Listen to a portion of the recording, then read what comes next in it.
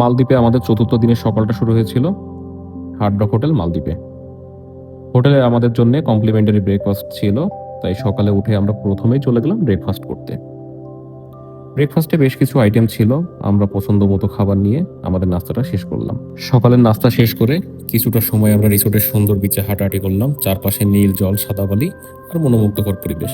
Overall বলতে গেলে hard rock হোটেলটা কিন্তু আসলে অনেক জোশ একটা হোটেল এবং এটা ভ্যালু ফর মানি। তো এই বাজেটে আপনারা যদি একটা প্রাইভেট আইল্যান্ডে থাকতে চান তো অবশ্যই আপনাদের জন্য বেস্ট চয়েস হবে হোটেল হার্ড রক। হার্ড রকের কিন্তু সব থেকে বড় যে বিষয়টা আমার কাছে ভালো লেগেছে, তাদের কিন্তু কমপ্লিমেন্টারি স্পিড বোট যে জার্নিটা মালে এয়ারপোর্ট থেকে হার্ড রক পর্যন্ত, এই জার্নিটা কিন্তু কমপ্লিমেন্টারি। আগে থেকে আপনারা যখন কোনো প্রাইভেট আইল্যান্ড বুকিং করবেন তখন অবশ্যই এই জিনিসটা দেখে নেবেন যে আপনাদের ট্রান্সপোর্টেশনটা কমপ্লিমেন্টারি কিনা। এটা কিন্তু হার্ড রক দিয়ে থাকে।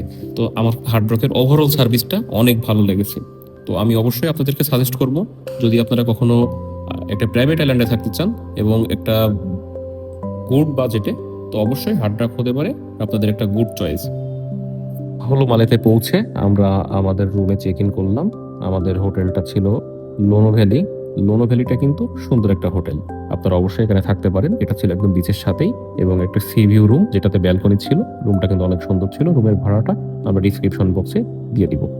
দীর্ঘ সময় যাত্রার পর কিছুক্ষণ হোটেলে আমরা বিশ্রাম নিলাম। এরপর দুপুরের খাবার খেয়ে আমরা আবার বেরিয়ে পড়লাম মালে সিটি ঘোরার উদ্দেশ্যে।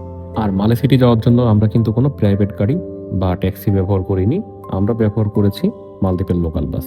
মালদ্বীপের লোকাল বাসে ভ্রমণ করা কিন্তু বেশ সাশ্রয়ী। আমাদের এক একজনের ভাড়া পড়েছিল হলুমালে থেকে মালে পর্যন্ত মাত্র 10 রুপিয়া। তবে এখানে একটা গুরুত্বপূর্ণ বিষয় আছে, মালদ্বীপের এই বাসে সাধারণভাবে ক্যাশ পেমেন্ট করা যায় না। তারা কোনোভাবেই বাসে কিন্তু ক্যাশ পেমেন্ট অ্যাকসেপ্ট করে না। বাসে ভাড়া দেওয়ার জন্য আপনাকে আরটিএল কার্ড অথবা একটা ইন্টারন্যাশনাল মাস্টার কার্ড ব্যবহার করতে হবে। আরটিএল কার্ড যেটা শুধুমাত্র মালদ্বীপিয়ান যারা সিটিজেন আছে শুধুমাত্র তাদের জন্য। আর আপনার কাছে যদি একটা ইন্টারন্যাশনাল মাস্টার কার্ড থাকে তাহলে আপনি কিন্তু বাসে ভ্রমণ করতে পারবেন। আর আমরা আমাদের মাস্টার কার্ড ব্যবহার করি আমরা বাসে উঠেছিলাম।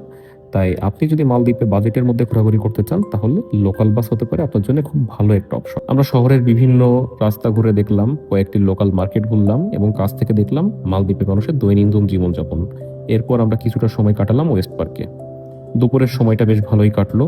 এদিকে মালে সিটির ব্যস্ততা, অন্যদিকে মানুষের স্বাভাবিক জীবনযাপন, সব মিলিয়ে আজকের অভিজ্ঞতা আমাদের মালদ্বীপ ট্রিপের অন্য দিনগুলোর তুলনায় একেবারেই আলাদা ছিল। আর এভাবেই হার্ড রক মালদ্বীপের লাক্সারি রিসোর্ট লাইফ থেকে শুরু করে লোকাল বাসে চড়ে মালে সিটি এর ব্যস্ত জীবনযাপন, আমাদের মালদ্বীপ ভ্রমণের চতুর্থ দিনটাও শেষ হলো। আজকের দিনের সবচেয়ে গুরুত্বপূর্ণ বিষয় হলো কম খরচে মালে সিটি ঘোরার জন্য লোকাল বাসের ব্যবহার করা। আপনারা যদি মালদ্বীপে বাজেটের মধ্যে ঘুরতে চান তাহলে লোকাল বাসের অপশনটা অবশ্যই মাথায় রাখতে পারেন।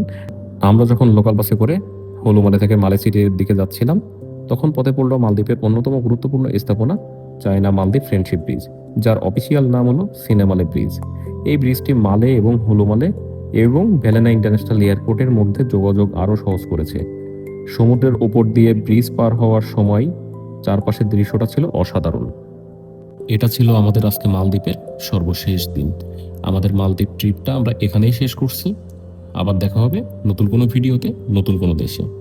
সেই পর্যন্ত সাথে থাকুন। আর ভিডিওটি ভালো লাগলে অবশ্যই লাইক, কমেন্ট এবং সাবস্ক্রাইব করতে ভুলবেন না।